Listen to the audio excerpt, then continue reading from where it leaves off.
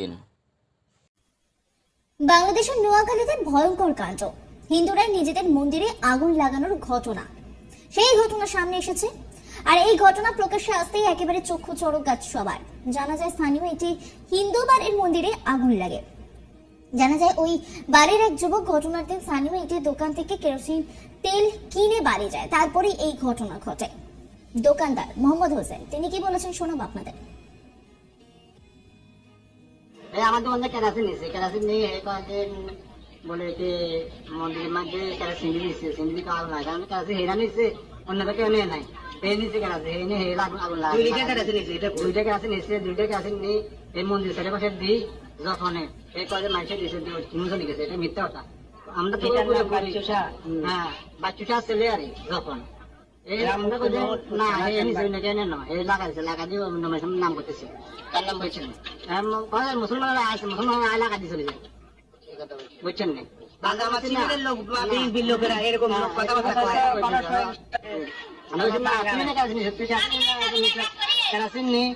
দিয়ে মানুষের নাম কর, না না সালিশ হয় না, মানে একটু পরিস্থিতিকে একটু শীতে দিলে।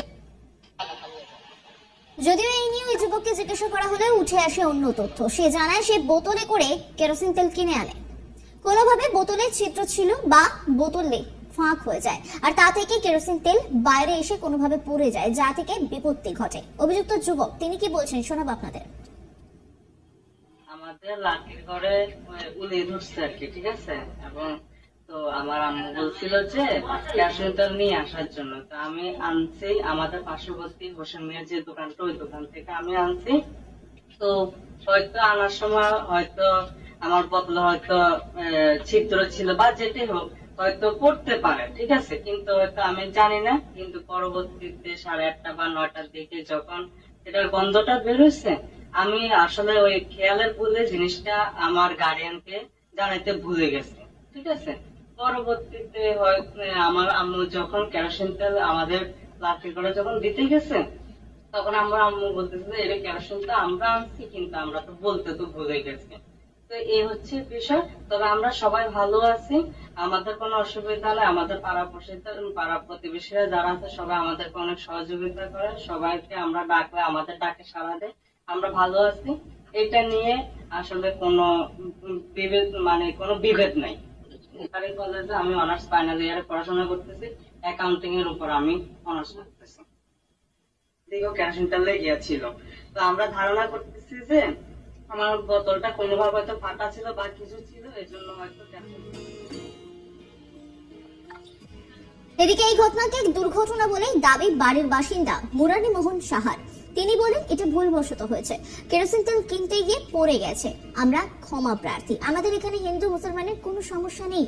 মুরারি মোহন সাহা তিনি কি বলছেন শোনাবো আপনাদের। আমার ভাতিজা রিদম সাহা ওরফে যখন তার জীবনে প্রথম কেরোসিন তেল আনতে গিয়ে মন্দিরের সামনে হয়তো কয়েক ফোঁটা কেরোসিন তেল পড়ছে, জীবনের প্রথম কেরোসিন তেল আনতে গেছে, সে কখনো কেরোসিন দেখে নাই। লাঠিতে উলিয়ে ধরছে, উলির জন্য কেরোসিন তেল আনতে গেছে, তার স্মরণ শক্তি ছিল না যে সে যে কেরোসিন আনছে। হয়তো অনেক সবাই আমরা বলতেছি যে কেরোসিনের গন্ধ, কেরোসিনের গন্ধ।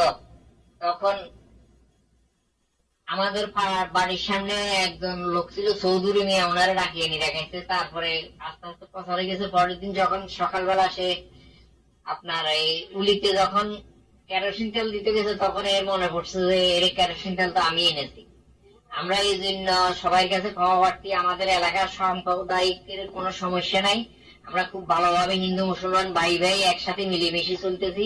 আমার বাড়ির থেকে 30-40 হাত দূরে মসজিদ, তাদের নামাজ তারা করতেছে, আমার পুজোর পূজা আমরা করতেছি, আমাদের কোনো সমস্যা নাই। আমরা হিন্দু মুসলমান একত্রে আছি, ইনশাল্লাহ বাকি জীবন একত্রে থাকবো, আমাদের কোনো সমস্যা হবে না। আরেক স্থানীয় বাসিন্দা আব্দুল করিম তিনি কি বলেছেন শোনাবো আপনাদের।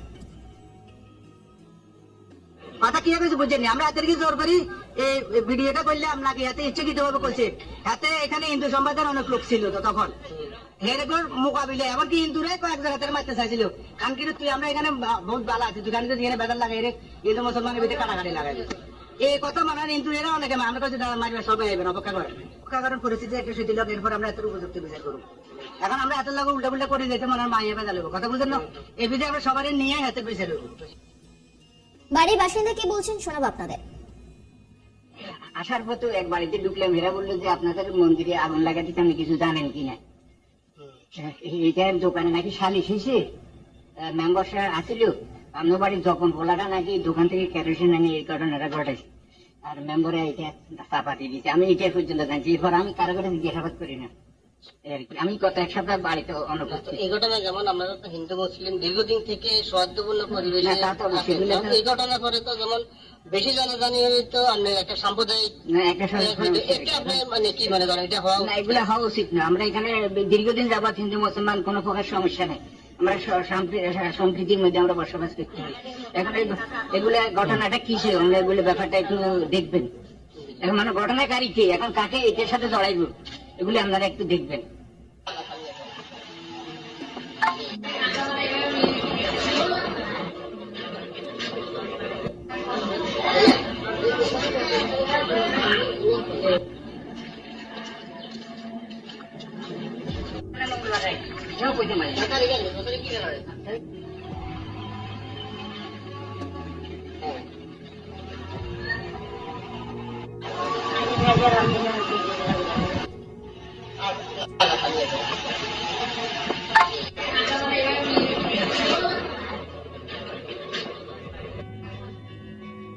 বেশ কিছুদিন ধরে জ্বলছে বাংলাদেশ, বিভিন্ন জায়গা থেকে বিভিন্ন খবর সামনে আসছে।